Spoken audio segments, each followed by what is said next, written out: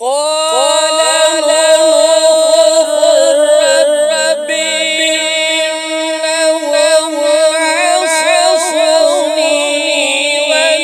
واتبعوا من لم يزده ماله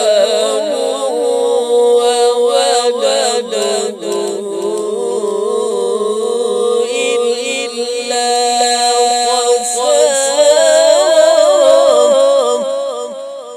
ومكروا مكرا